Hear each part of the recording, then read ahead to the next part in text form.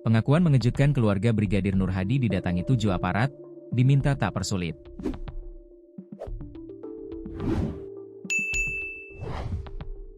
Pengakuan mengejutkan keluarga Brigadir Nur Hadi yang didatangi sebanyak 7 aparat.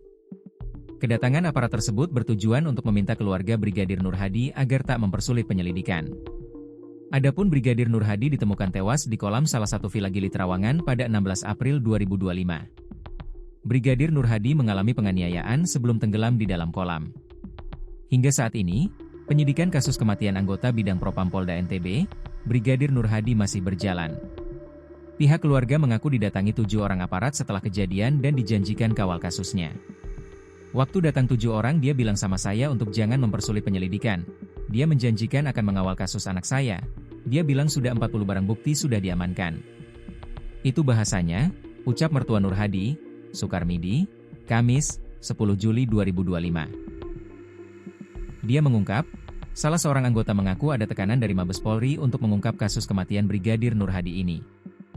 Jika tidak dipenuhi, maka akan diancam pidana.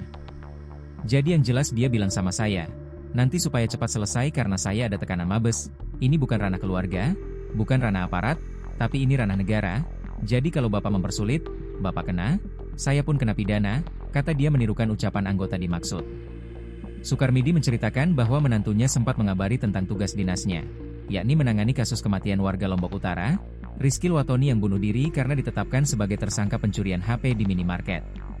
Peristiwa itu memicu reaksi warga yang kemudian melakukan perusakan kantor Polsek Kayangan, Kecamatan Kayangan, Lombok Utara pada Jumat, 21 Maret 2025. Belakangan, Ibtu Dwi Maulana Kurnia Amin dicopot dari jabatannya dari jabatan Kapolsek Kayangan atas rangkaian kejadian itu.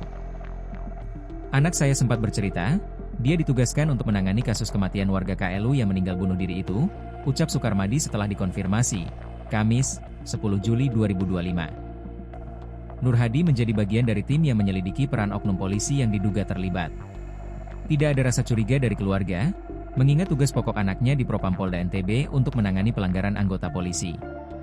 Sukarmadi menitipkan pesan kepada menantunya itu untuk mawas diri meskipun itu dalam menjalankan tugas.